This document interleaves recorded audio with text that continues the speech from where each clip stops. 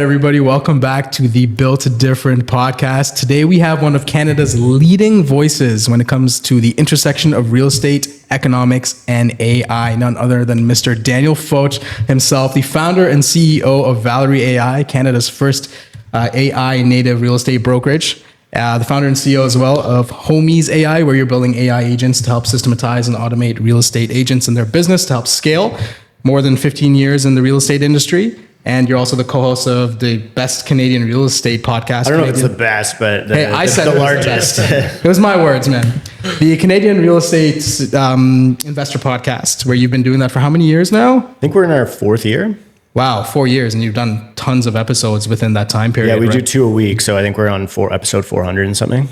That's incredible. That's consistent. You guys know it's a grind, yeah. Yeah, it's a grind. So, and what we were just talking about, what we appreciate a lot about you, Daniel, is that you don't just analyze where we're heading or where the industry, the future of the industry.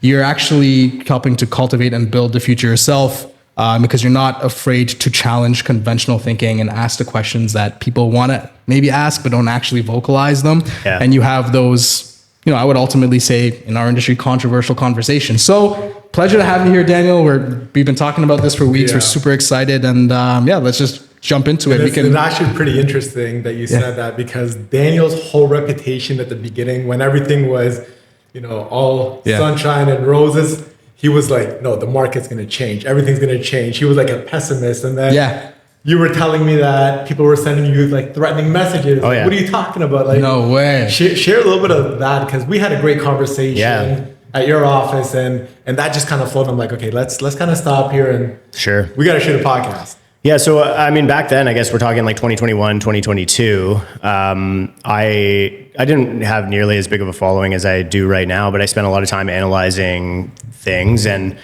to me, the path was very clear, right? Like inflation, we were told it was transitory. It wasn't going away. Yeah. The Bank of Canada was going to need to hike rates. And we know what the impact, we especially know now, but, historically, we also knew what the impact of that is on a housing market cycle.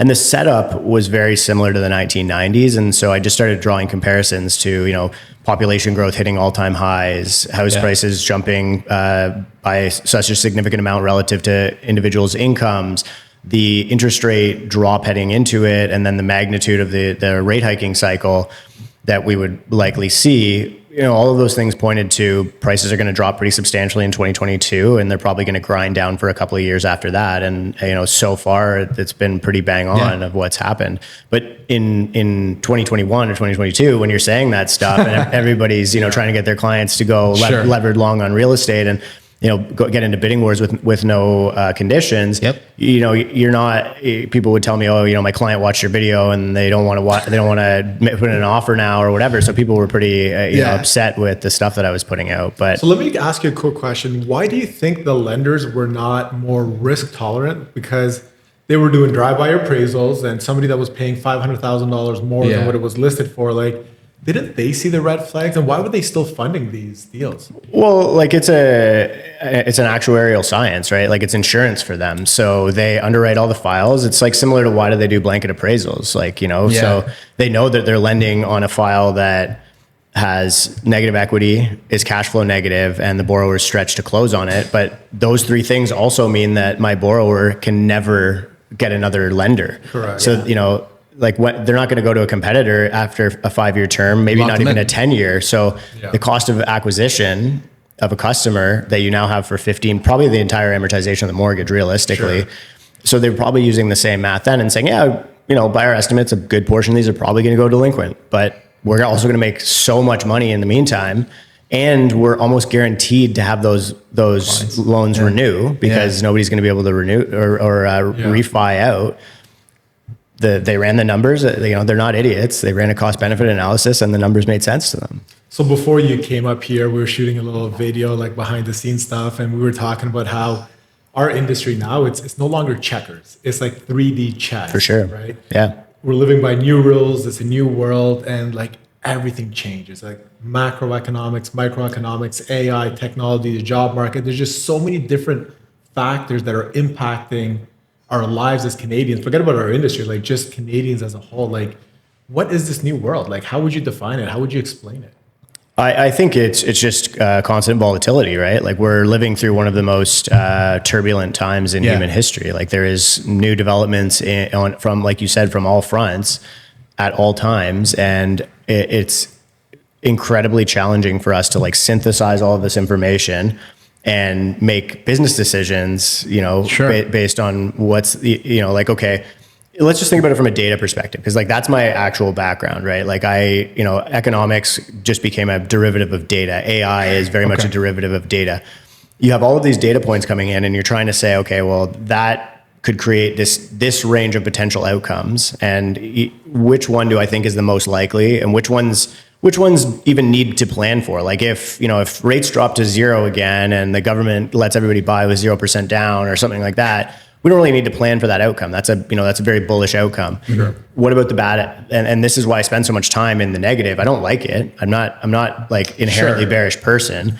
I'm actually probably one of the most positive people that I know, but the negative is your risk analysis. So you have to say, okay, well, if this is the worst case scenario, what moves would I make to deal with that? Everything else, I think you don't really need to, you could try and capitalize on the positive things, but everything, I think the bigger part is what's the risk management piece? What if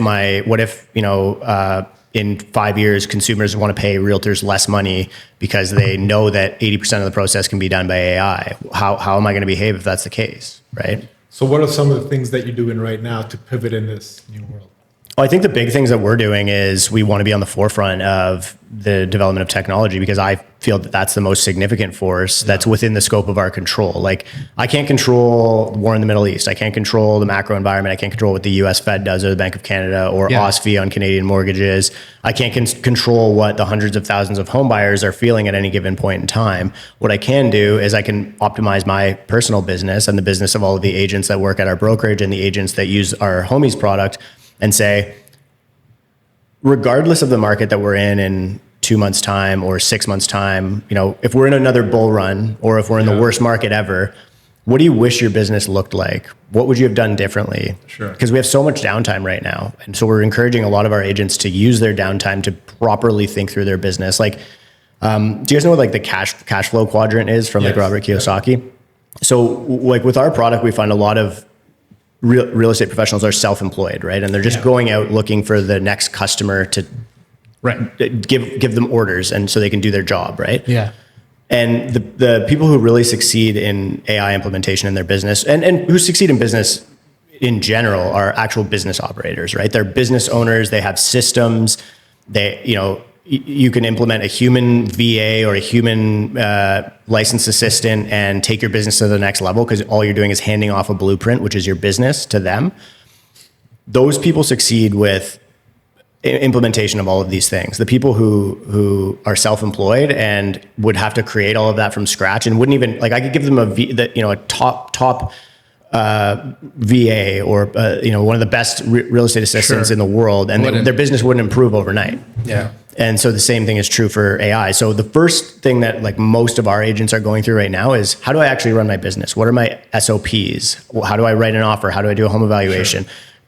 If you don't have all of that, like your logic properly scripted out, you can't hand it off to a human or a machine to take those tasks on for you. There's no actual business. At that point, you're just a high ticket salesperson. That's it. Yeah, you're self-employed. Yeah. So what are you using right now for AI in your business?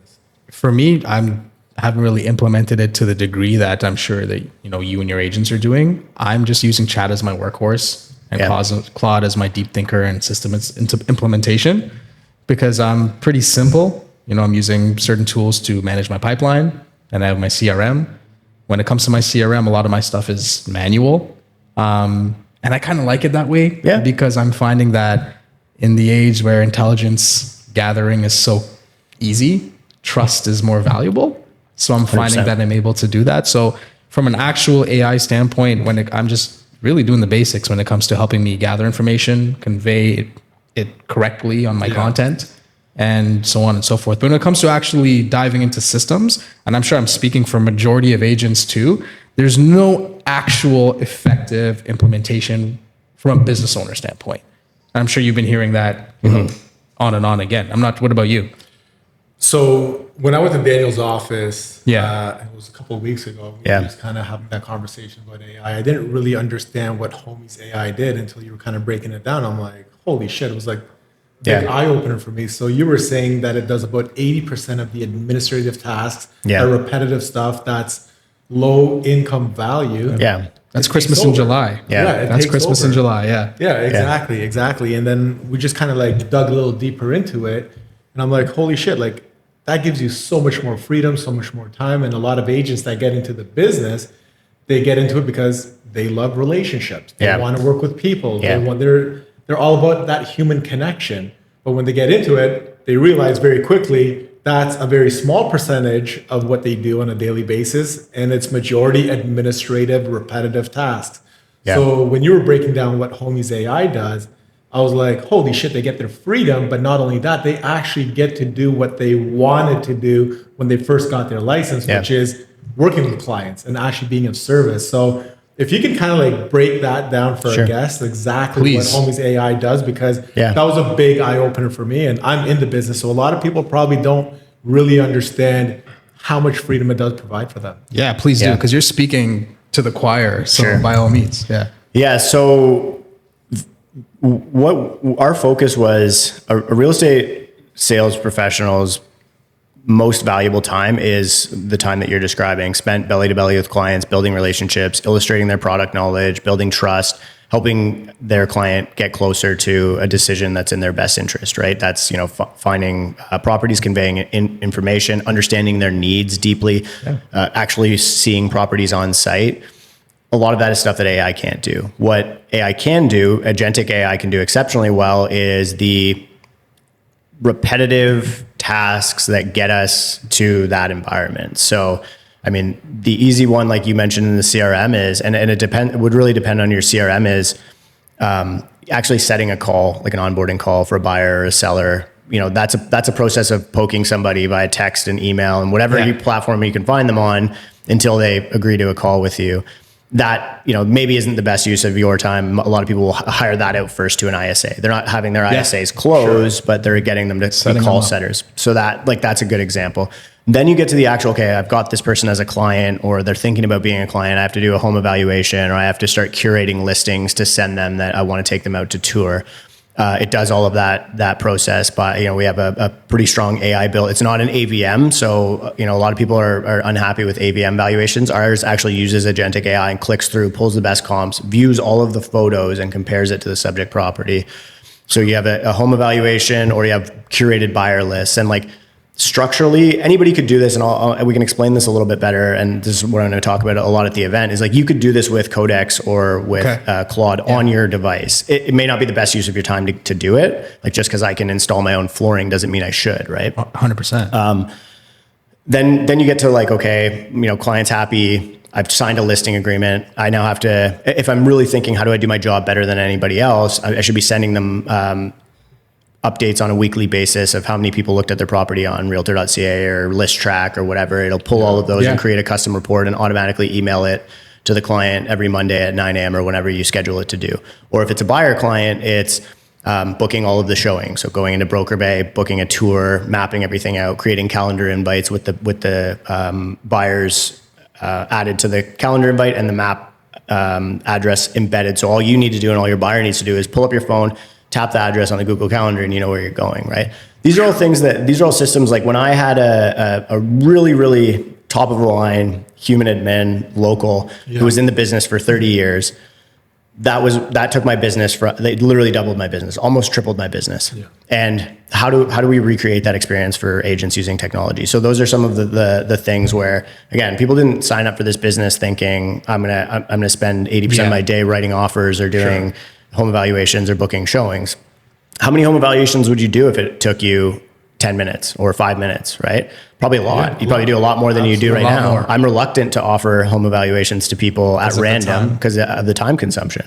And I'll leave it with this, and we can, I'm curious to hear your guys' thoughts, but you go back and read like all of the Bibles of real estate, right? Red Book and E-Myth for real estate agents. That's like working on your business, not in your business. Yeah. Gary Keller's Millionaire Real Estate Agent. Buy Back Your Time by Dan Martell now is a big one. It's a big one right now. Yeah, like a lot of these are saying you're never going to get to the level where your time is worth $250, $500, $1,000 an hour if you're doing $30 an hour work or 10. You know, I mean, a lot of this is VA work, and now it's $1 or $2 an hour work because that's how cheap an AI can do it for. And so many realtors can't take that step from 100K to 200 or 250 to 5 because we're not exceptionally good at managing our money. You know, it's hard. Yeah. It's hard to manage money properly in a volatile industry. And so the risk of hiring a human and taking that responsibility of paying somebody a salary is a really hard step for people to overcome. Now you have this done on a variable cost basis at a much cheaper cost.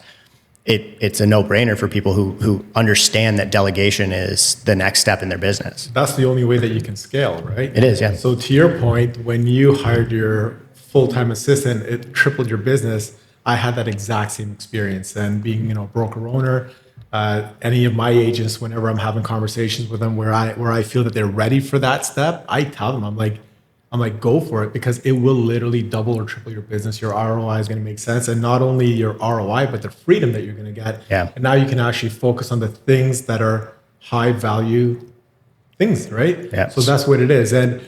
But not a lot of people are ready for that step, as you said, because a full-time assistant costs a lot of money. And if you want a VA, like now there's a lot of training and like culture and language barrier that's involved. And like there's that miscommunication that you don't quite get when you have someone in-house.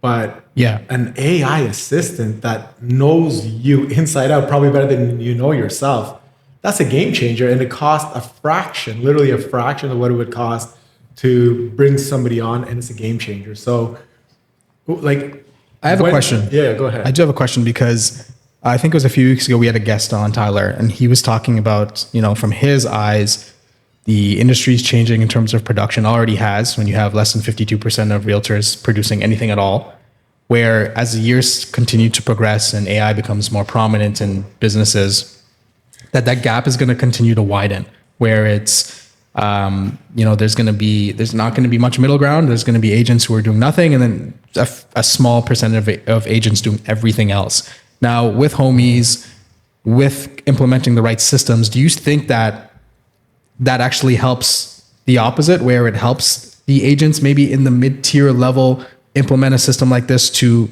amplify the amount of people that are producing at a higher level? Do you get more so what I'm asking? Yeah, I think it can. Like, I think that any like major technological advancement like this, or like anything that you've seen in history, there's clear winners and losers. And so you're like, why do people rush to buy NVIDIA stock, even though the valuations are crazy or whatever, is because they understand that there's this principle of like a K-shaped recovery, right? Where one line of the economy does way worse and the upper line does way better.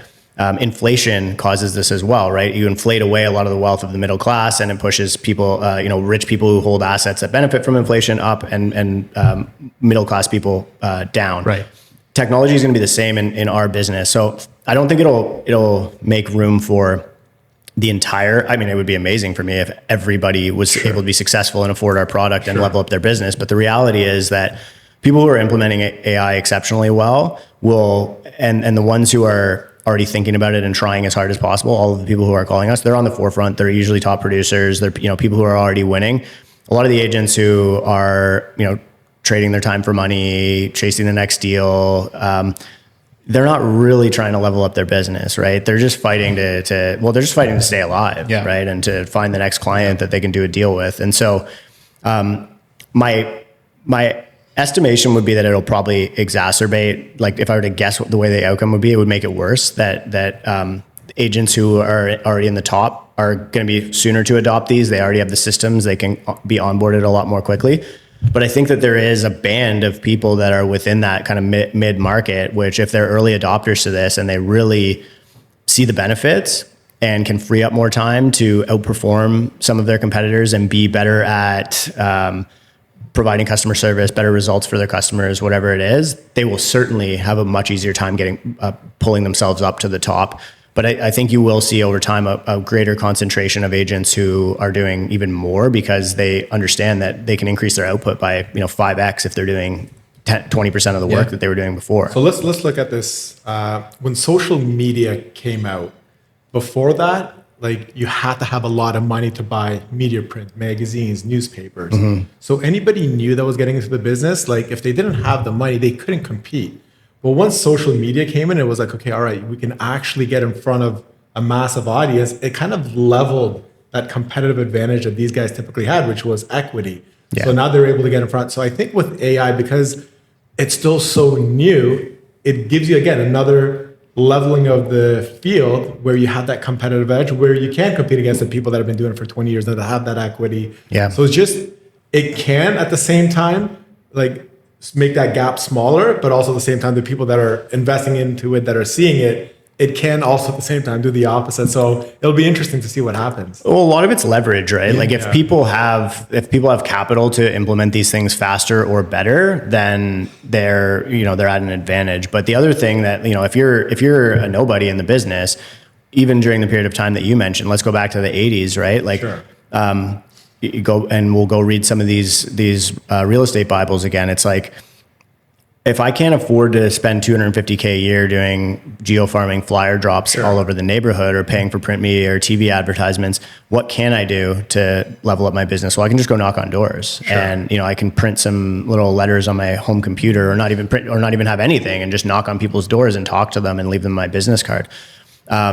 What's the modern equivalent of that? Well, there's little things that I can be doing to improve my business. Like every single day, you should be, and every single task that comes up, like even for you, saying, okay, I'm trying to figure out how to start implementing these things in my business. Next time you're in the real estate workflow and you're like, oh, I got to write an offer, and you're like, pissed off, you're rolling your eyes, or there's something in your calendar that you're avoiding. Like my homie literally asks me every hour, what am I avoiding right now? Yeah. Right. And so if there's a job that you don't want to do, I get excited. Like I've been in the current market, I've been so worn down by this business, and like it almost like to the point of like depression, where like it just feels like not rewarding, not compelling. I don't get excited. I don't have the same excitement that I had towards the real estate trade that I have in the past, or I didn't. But now I like, every time something comes up on my agenda, I get excited to see if I can convince my robot to do that for me.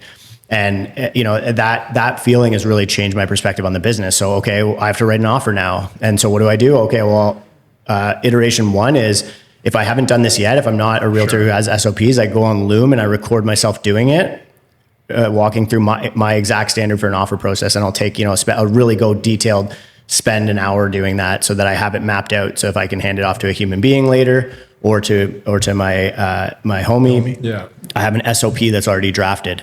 Then, okay, next time I have to write an offer, all I do is copy and paste that SOP, give it to the homie, and see if it can do it. If it can't, I guess that's a task that I still own. So far, we haven't bumped into that many tasks. So, okay, I'm booking showings.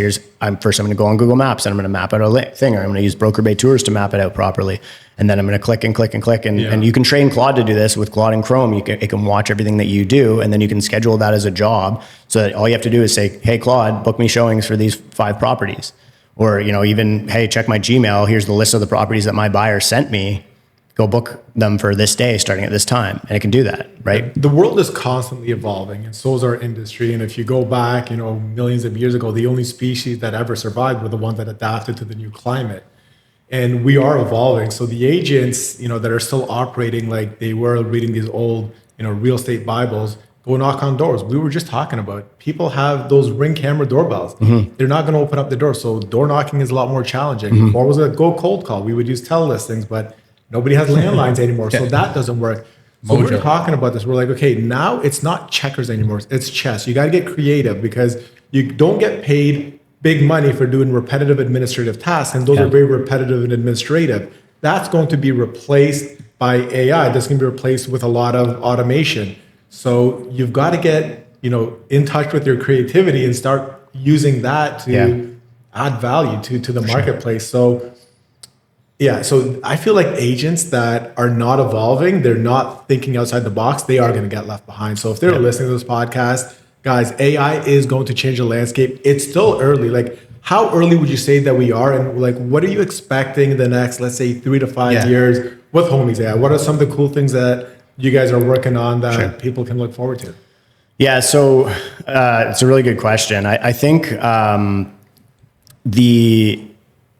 how early we are is like, I think 2.2% of US households pay for AI, there's not That's very small. yeah, I'm yeah, surprised. yeah. In terms of the actual population, that's insanely small. And so I think 5% of people use AI or like use AI period. So like they're using a free chatbot or whatever. So, you still have a massive opportunity before the rest of the market catches up. Now in real estate, AI adoption is actually really high. Like from an industry perspective, we're one of the highest. NAR did a study on this, like something like 92% of realtors are using AI.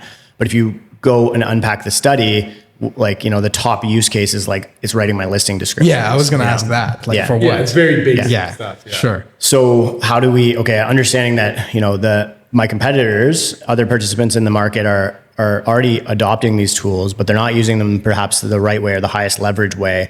What's the opportunity that I'm seeing in the market on what I can do to differentiate myself? Writing listing descriptions, probably not it, right? No. What are, well, now I can buy back an hour of my time, so I'm not booking my own showings, or buy back an hour of my time, not writing an offer or doing a home evaluation, or, the hour that I would have spent randomly texting people to try and set calls in my CRM, I get that back. What do I do now with that time? Well, maybe I'm calling my existing clients and building stronger relationships with them and doing a better job for them, or I'm spending more time on my social media, cultivating some of these defensible values like my personal brand, right? Or my product knowledge. So the people who use the technology to remove what's not the best use of their time are going to be successful. Then the question is, well, what do we do with all of the time that we get back?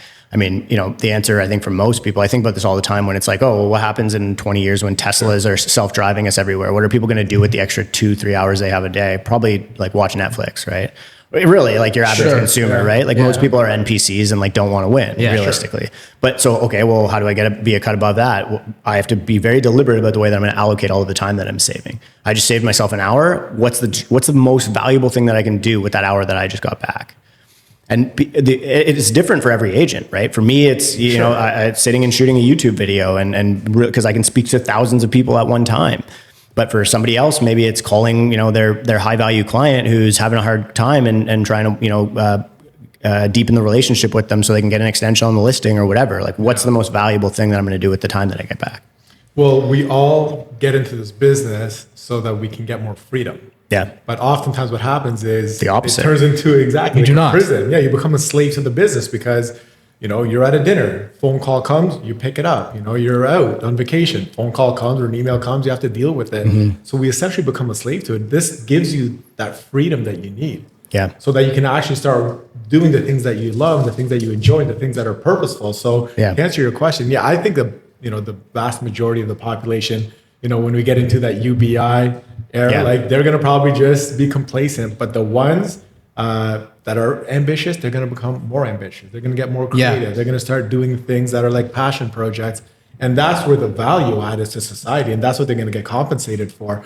Like writing out offers, it's not that high value. I don't think anybody gets excited about that either. Like nobody. There's nothing exciting about it. Absolutely. It's like you said, going on YouTube and speaking to an audience, like sharing your insight, predictions, not just reading what somebody else has, from the newsletter, from a news article. Like it's actually having an opinion and predictions. So that creativity. Yeah, you were about to say something? Yeah, no, and even with what we were talking about from a transaction and volume standpoint in a business, like I've been doing a lot more volume even with renter leads. Yeah. And they are, super, it's fulfilling, because you actually finally feel like you're helping solve a problem, and that's housing. Because everybody needs a place to live, but that comes in our business, as you all know, is a higher volume of transactions, means more offers, more showings being booked, more client touch points and stuff like that. So, I think if agents are shifting their, a lot of their efforts to that, I think that this is something that is a night and day difference for their business model. So that's very, very, fun to hear about. My question for you with you're doing Valery, you've got homies. I would love to hear about your personal tech stack of AI and how it input. Like, if you could give us run through a day of being Daniel and what your AI, so what your systems look like. Yeah. Okay. Yeah, sure. I'm also glad that you mentioned rentals, because one of the things that I sort of saw when I looked at the market 2-3 years ago was, most agents are going to, if they want to survive, they're going to have to become rental agents for the next 3 years. And we really focused our brokerage operations on developing the best rental systems. And the reason that we did that, or that we benefited a lot from that, is because it allowed us to turn over deals, way more deals in a way shorter sales cycle. So when you're developing technology, you develop a lot faster, right? If we were developing on a 6-month or 1-year sales cycle and only doing 10 or 20 sales a year, now we're doing hundreds of rentals and, really, really producing to the point where we have some of like the biggest, I think the biggest realtor in the purpose-built rental space has actually joined our brokerage and, just really benefiting from the technology. So my personal tech stack is, I use Homies just mostly because it is real estate focused. So I don't run anything from my real estate business on my, let's call it personal assistant, which is my OpenClaw. And my OpenClaw is sitting on a Mac Mini at my house. I just, I was really early to the trade, and that was what everybody was doing. So I bought a Mac Mini. You can now provision them on your own server online, or there's many different ways to set up your own harness. You can also just run it on your own, on your laptop. The only problem is it's not on all the time. If you download Claude or Codex on your computer, it can take over and do tasks for you the same way. They've all, OpenClaw is open source, so they all just basically took the code and said, we're going to do this too. Homies is there's 2 versions. So there's one that is what I just described. It's the pro version. It's on its own provisioned server, and it can save files, and it has a little bit less physical limitations when it comes to storage space, et cetera. And then we also have a cloud version that we're now beta testing that I'm using it almost constantly for writing offers, booking showings, et cetera. And actually taking on clients with the objective of trying to go through deals with the product. So for real estate business, I use that for the anything personal. So my YouTube channel, podcasts, et cetera, those are cumbersome, right? That's a lot of work. I built my own systems to start automating away some of the costs that I had. So before, if you're a realtor and you want to put out as much content as I do, it takes me less than an hour to do what most agents would call a week's worth of content. So I'll shoot a long form YouTube video. I shoot it in a platform called Descript. And then I use Descript to automatically remove any pauses, ums and ahs, retakes, et cetera.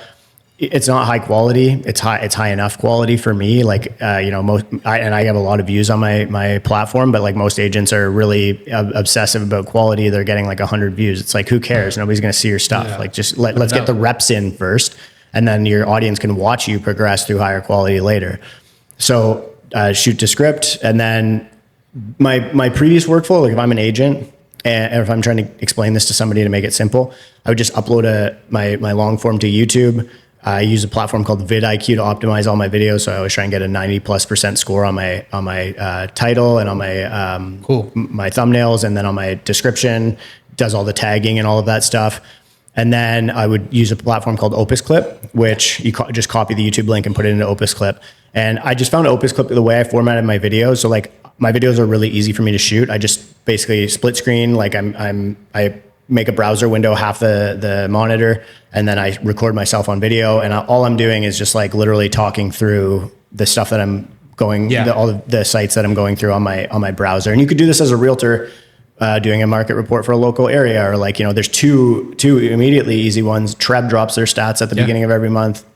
Korea does it in the middle of the month. In the meantime, you've got a couple of news articles that you could do. Put it into Opus Clip, and it should clip it into a split screen and maybe give you 13 or 15 different options that you can post as vertical videos on Instagram, TikTok, et cetera. So it's just saved yourself, hours and hours of time editing your own videos or paying somebody to do that. I use something called SupoClip now, which is just Opus backwards. It's an open source version that my AI just does it. So I'll just say SupoClip this, and then I wanted to reach for a little bit of a higher quality. So I shoot in 4K. And it goes into my Descript using an API and actually pulls out the highest quality version of that, because when I did it from YouTube before, it was not exceptionally high quality. I'm how can I get to the next level while also kind of building something that's cool for our industry? So that would be my content stack for an example. Then I use a API called Zernio. And you could do this through Go High Level CRM. There's a couple of other, Composio. There's a bunch of things, but it'll actually post the content. So I've approved it. Give me a caption. and then post it to all of my platforms. Like that alone, that process that I just described, that was a day a week. So I was only putting out one video per week because it took me literally an entire day of my week when I was manually doing all of those things. Yeah. And now it does it in like if it takes me an hour, I usually time block an hour for that process. If it takes me an hour, I'm usually surprised. Wow. Yeah. What's interesting is when we were hanging out, you would think that Daniel works 80, 90 hours a week. And you told me that you're only working 20 hours a week. Yeah, I'm probably lucky. Like I have a young family, so yeah. I mean, it's just big burden on my time. And also not a burden, but I want to spend as much time with my family as I can. Yeah, absolutely. And, the market has a lot of downtime and I've automated away a lot of jobs. Like I, to be honest, like with the amount of time that I spend with my kids and with my wife right now, like I am lucky if I can scrape together like 25 hours a week to work, and my income hasn't changed. And you're probably more productive. You're getting more done in less time because life feels a lot more meaningful. Like I know that all of the things that I'm doing are the right things and the best things, and my clients are happy and my family's happy, and that's awesome. But that's the vision for this stuff. Like it's not money is an input to translate back to that freedom that I'm describing. But most people think about it that way. The way that I would really think about it, and we've been playing around with like slogans that we're going to use for the Homies product, and one of the ones that I'm really stuck on is work less, do more, right? Yeah. And because do is anything, right? It's not work less, make more, but it's do more. What's it going to be? What are you like? What are you going to do with all the time that you have back? And if you can't answer that question, then that's like people actually have to do some soul searching before they even really go down this path. Like, well, maybe you should just be doing $10 an hour work indefinitely if you can't really find a more meaningful thing to do with your time. Do you remember those movies where? One specifically that comes to mind is with Adam Sandler. He's in the audience. There's a group of people there and he's asking, okay, what did you want to do when you were a kid? What did you want to do? And then nobody ended up doing, I think it was Mr. Deeds. That's what it was. And nobody ever ended up doing what they wanted to. And I think that's what happens in our society. Like we all have these like ambitious dreams or these visions of what it is that we want to do, what our passion projects is. And oftentimes we get stuck in these repetitive jobs. So like it gives you back that opportunity to be a kid again. Mm-hmm. I agree, creative again, right? So I think this is a huge game changer, man. Like I think that the world needs it. Like you're getting to live within purpose again. You get to actually seek purpose because like what's the difference between you doing something repetitive and a robot? There's no soul in it. You know what I mean? And I find that it's both ironic and exciting that with a platform like Homies using AI, your robot automation, it's actually adding soul. It's adding the color back that I feel like we've been missing for a lot of time. So sorry to interrupt you, but like we like as a species, like we're builders, right? Like look at the pyramids and like all of these like historic societies that were built, these massive urban areas. Like we were meant to create things, but somehow in the last 30, 50 years, we all just became people who check boxes and move paperwork from one place to another. And like, it's a perfect setup for like knowledge work. It's not just real estate. It's like all knowledge work. Like if you do computer-based work and your job, your core function is reviewing something and then moving it to another place and whatever, like all of that is going to be replaced by AI. The question is, as a species, how do we really get the most out of that going away? So what would you say to someone that's a real estate agent that's fearful of AI? Like my vision is you got to embrace it because it's there to benefit you and help you in every way, not replace you. It's not there to hurt you, it's there to help you. So you can look at it in both ways. If you're going to look at it with the perspective that it's there to like take your job away, then maybe you're not a high value person. You're not a high value real estate agent. But if you're embracing it, you're like, okay, my value comes from the relationships. My value comes from my creativity, from my building. As you mentioned, we're all creators. So that's where we get our fulfillment and our purpose from. Like, embrace it, guys. Like, they need to embrace it. Yeah, I completely agree. Like, I think that there's two reasons that you might be fearful of AI. So number one is it can take away my job, and you need to think about what makes you feel vulnerable to that outcome. Okay, like, well, we're pretty familiar with all of the things that AI can do by this point in the conversation.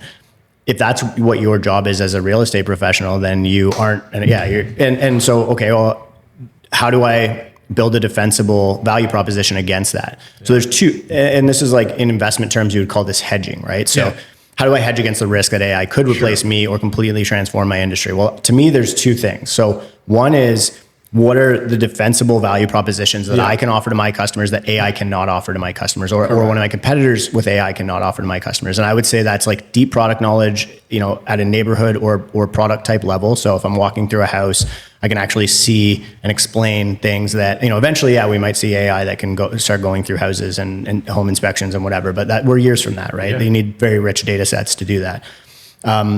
And then my personal brand, the trust that I have, the relationships, my needs analysis, right? Like doing a needs analysis with a human being at scale is not something that you can just delegate to AI, right? No. Those are intimate conversations where you need to know to ask the right next thing based on somebody's tonality or their body language or whatever. So those to me are the kind of first layers, improving yourself. And then the second one is improving your business with AI, right? Like the only way to hedge against it is start using it to be as early as possible. Like in time, these models are going to get so good. And like we train our own models to do, they're called small language models, to be specifically designed to very efficiently, from a cost-effective way, just do the real estate silo or niche. Yeah. And you're going to see more of that as models start to get bigger and more expensive. Well, I don't need heart surgery in my model. I don't need sequencing DNA in my model. I just need real estate. The earlier that you start, so it's compounding, right? So the earlier that you start working out, right? If I go to the gym today, tomorrow, I'm a little bit bigger, a little bit stronger, and that's how I improve, or I'm a little bit leaner. If I buy a stock or invest, or longer that I own it, or I buy real estate, right? It pays me a yield, and that every month that goes by, my principal, I pay more principal on my mortgage and less interest, and the rent is continuing to amortize that mortgage. It's all compounding. AI is the exact same. The earlier that you start using it. So my advice to most people from a hedge perspective is download Codex or Claude on your computer so that it can actually take control and do things for you, and just start one task at a time. Can I get my harness to do this job for me? And then you'll start, your knowledge will start improving, because you'll become more familiar of what it's capable of, and you'll start having new ideas on how to use it to improve your business. But its knowledge of you will also start generating and compounding, so that every time you use it, it iterates and it gets better at serving you in these jobs. And the more we talk, like my perspective keeps on evolving and changing. And I'm looking at it like, okay, not only does it force you to evolve and become better, because you've got to bring a UPS unique, proposition as well. That's a value. So all that repetitive stuff is taken away. You get to be more purposeful, more creative. And then it's actually good for the consumers. Yeah. Consumers benefit the most. The consumers will benefit the most because they actually get more of you. Yeah. They get better advice. Like most of the times, we're staying at a home inspection, we're doing this, we're doing that. Like you're doing that repetitive stuff, like you're not able to be present with your clients. So the consumers are going to benefit huge because you're constantly evolving. It's just forcing that evolution. Mm-hmm. And for the agents that like probably think that it's more complicated than it is, the conversation that we've had is actually pretty simple. And what you've done that's great with Homies AI is you brought everything into one, you simplified it. Like the thing that made Google so successful was that it was so simple, right? Consolidated to one platform. You consolidated. Instead of having 7, 8 different things and trying to like make them connect and talk with one another, you've brought it all under one platform. So you don't need 5 different subscriptions. You just need one. And then it does 80% of the things that you need to do. Well, man, like how, traditional realtor with a laptop, you've got 30 tabs. Mm-hmm. And you probably forgot about the first 5 because they're from a week ago. So I've made it like my little mission to just not operate with more than 7 tabs. And I think what we're all looking for is the consolidation aspect of it, because AI is actually intimidating because of how much we feel like the onboarding process to AI is intimidating, because we feel like we've got to have different types of AI coming from different places. And this one is good for a niche and this one. Yeah. So I think because you're consolidating all of that into one single source of truth, ultimately, I think that's where the biggest differentiator is. Yeah. We want simplicity at the end of the day. Yeah, exactly. They say simplicity is the ultimate form of sophistication. So the more you simplify it, it just becomes easier to use. And when it's easier to use, then you're going to apply it more. And then it just constantly compounds. And everybody benefits. I don't think AI is here to hurt anybody. I think AI is just here to help everybody evolve to become a better version of themselves.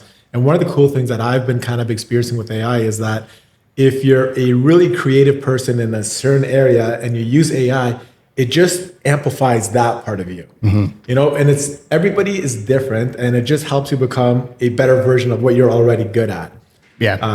It's been really interesting, and I'm just excited to see what happens. Like, what do you think is going to happen in 5 years with AI? Well, I was going to ask you. So, where's Daniel in 5 years? What are you up to? I mean, I'm hopefully still doing this stuff. To be honest with you, like, I mean, when I started, like, you know, when we're talking, go back to like 2021, like I really realized that like something was broken in this industry, and I have made it like my personal mission to sort of become a thought leader in the space, to progress it in a direction that I feel comfortable with, and that I think I'm very in tune with what the way that consumers feel about the real estate space, and that just comes from having a big audience. And most people, you know, I mean, somehow we made it below used car salesmen in the most hated careers out there, right? And so what would it take to improve public perception of the real estate industry? And I think that there's a lot of things, and you know, to me, this is probably just really like layer one of it. Then I think, you know, we talk about creating a small language model that gets better at serving realtors, so that eventually this task will cost nothing. Or what data sets do we need to start adding? Status certificates, home inspections, right? How do we start partnering with large organizations in the space to enrich the data environment? Because like at the end of the day, you know, the economics that I report on is just data. All the stats that I report on for the real estate sales is just data. And so I have a deep understanding of how that works. And most of these labs, Anthropic, OpenAI, you know, all the Chinese labs, what they need to really get to the next level, like we're pretty much, you know, they've scraped the entire internet, right? And and so now we're just at a game of who can do the most with the information that's available. So the next step is, how do we get data that doesn't exist there? How do we get every home inspection that's ever been done? Not to, you know, have intimate details about somebody's house, but to help AI understand what the bones of a home, to touch and feel and be there. I think it's just a matter of time. It is, for sure. Everything's just a matter of time. For sure. Yeah. So that to me is probably what, you know, my goal would be, is starting to actually play a bigger role in like the data world and enriching these models so that we can continue to even better serve this industry and the consumers. I mean, this is, like you mentioned, you know, you're solving a problem of housing. Like that's such a significant and noble pursuit. And why are we some of the worst regarded professionals in the world if we can do something like that? Right. Like this is you know, for most people, it's the biggest financial investment of their life. And it is one of only 3 human needs, right? We need food, water, and shelter, really, right? Like you can survive an entire lifetime with just those things. 100%. May not be an exceptional one, but how do we change the industry to the point where we're regarded as people who are doing that noble pursuit? And I do think a big part of it is being better at our jobs, getting rid of all of the people who aren't good at their jobs, because they're going to get obliterated by the people who are doing a damn good job by leveraging these tools. Probably have way fewer people in the industry in 5 or 10 years. So people won't have this perception, oh, it's a low barrier to entry. Everybody and their mother went and got a real estate license during COVID to, you know, that's a very good outcome that excites me. And so like that, until I'm there and until we actually feel like we've accomplished that goal, I think that I'll be doing this. That's in a 5 years. Epic mission.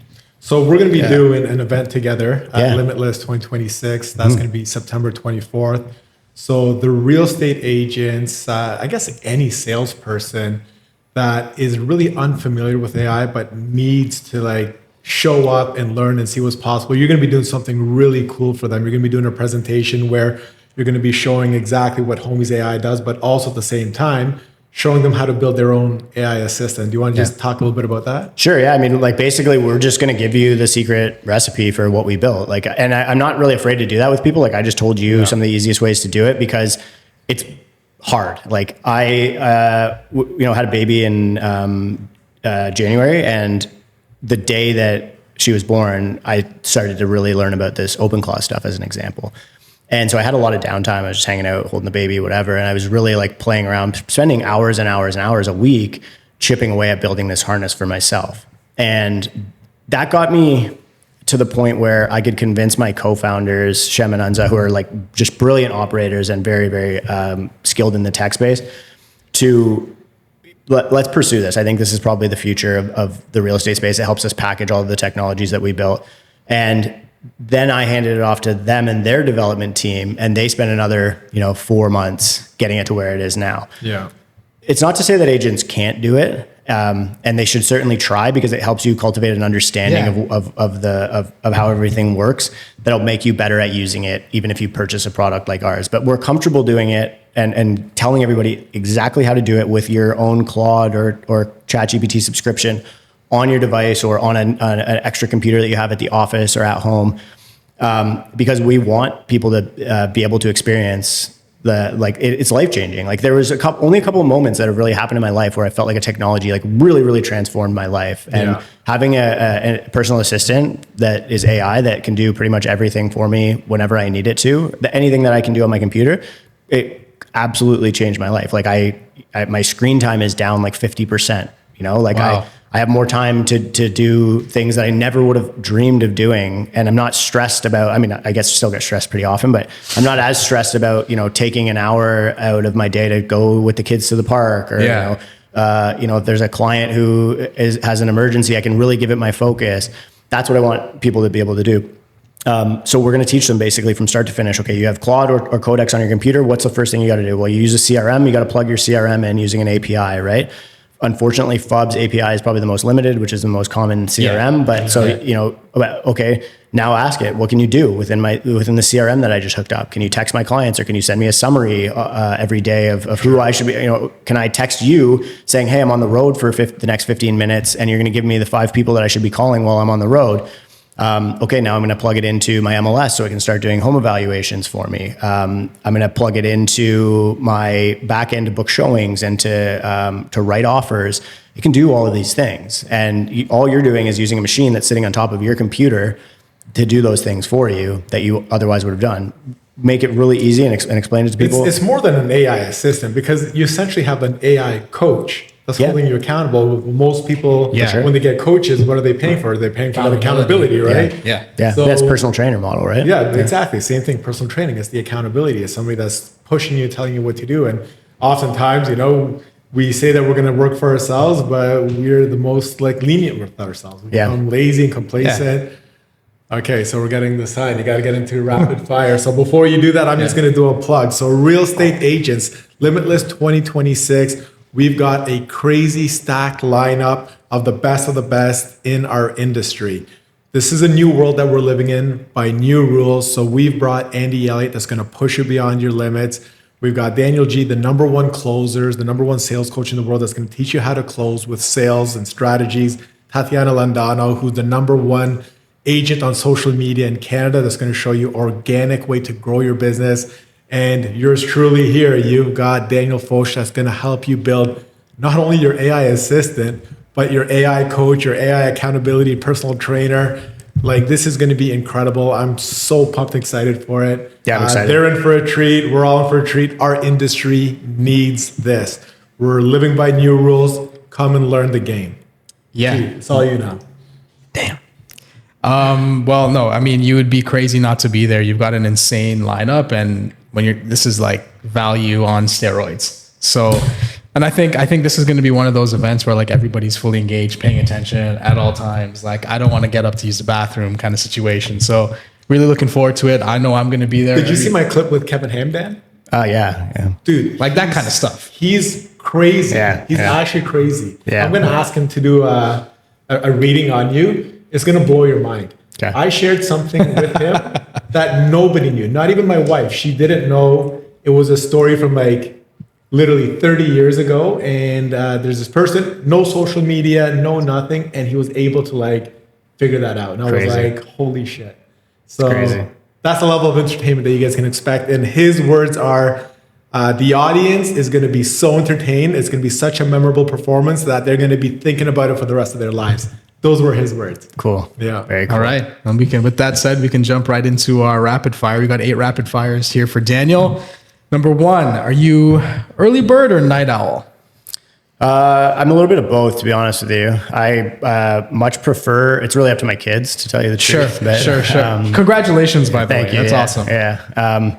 I am preferably an early bird, but, duty calls lately, and Sure. I find I have no problem working till late at night, especially when I'm like obsessing over a task and that's what I was can't going to sleep. ask. I feel Are you like gonna some be people joining have. Daniel Philippe's Cool Dads Club? Hey, there you go. No, I feel like that some people have like more of their natural creative hours, and for some people it's like late at night, and then for some, you know what this conversation reminds me of. Before I jump into number 2, we've all seen Avengers Endgame. Yeah. You know when Tony Stark's in his cabin and he's trying to like they're questioning time travel. Yeah. And he's with his daughter and he figures it out. I feel like that's like with you in that time where you started building out your AI. So I guess what I'm saying is your real estate's Tony Stark.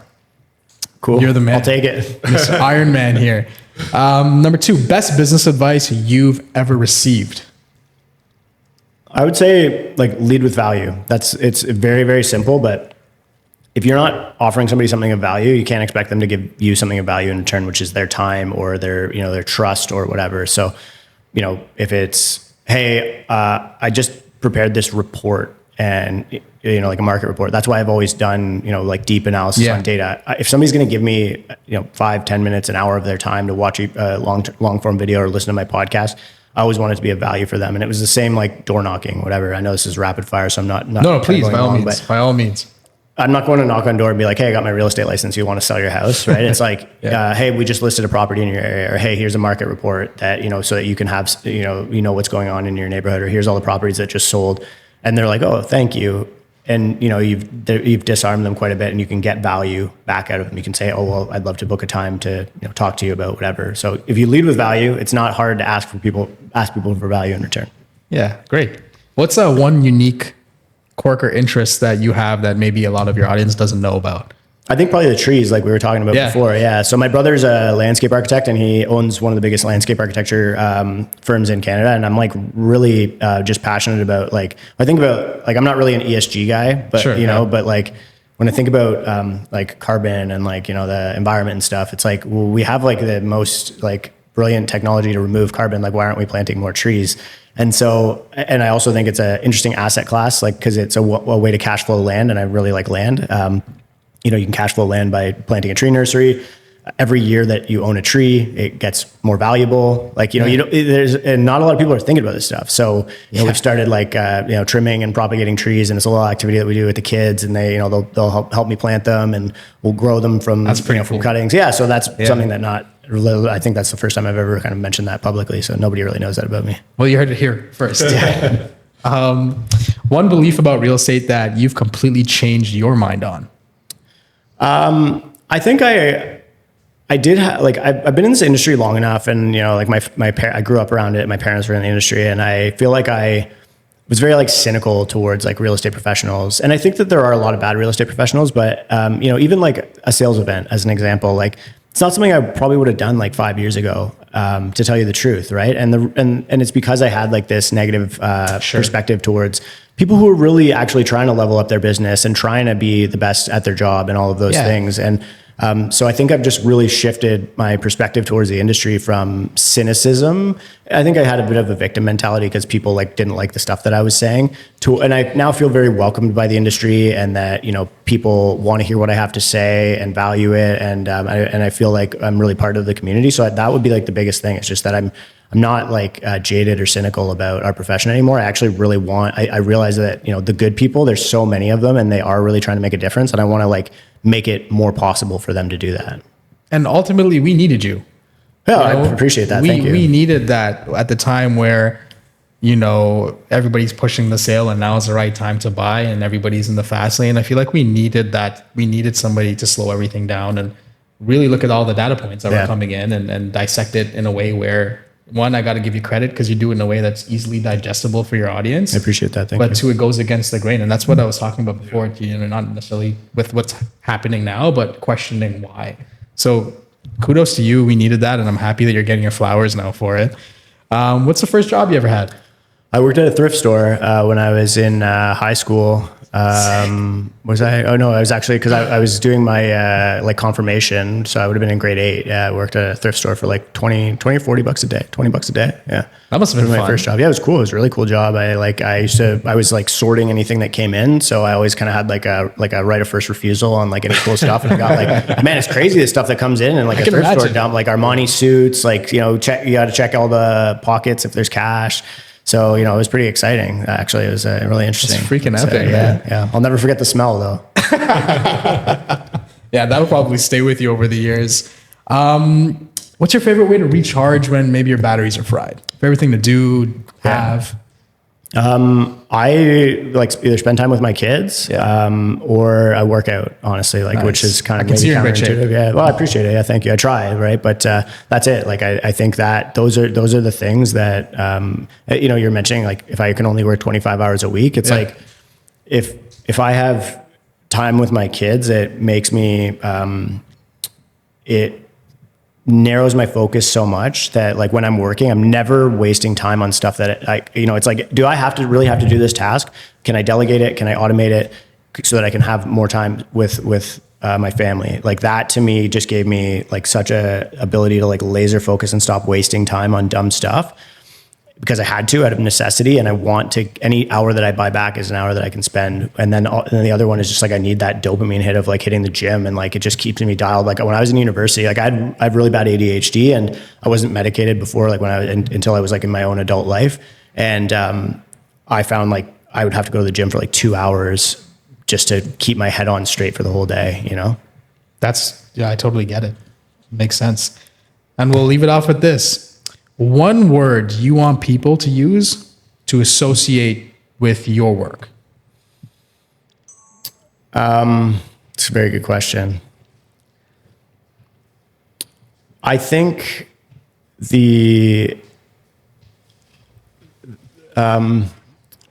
I guess the word would be contrarian. Like, you know, you hear like, in stocks, am I allowed to explain the word, or do I just have to say it once? Yeah. Sure, no, explain it. You know, like in stocks, there's always like a contrarian trade, right? And I mean, most of the time, if you inverse like the society's consensus, there's usually on the margins like a decent trade to be made, right? Yeah.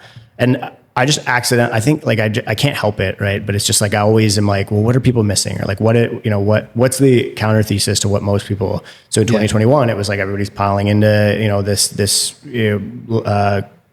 bidding wars and whatever, and real estate can't go down.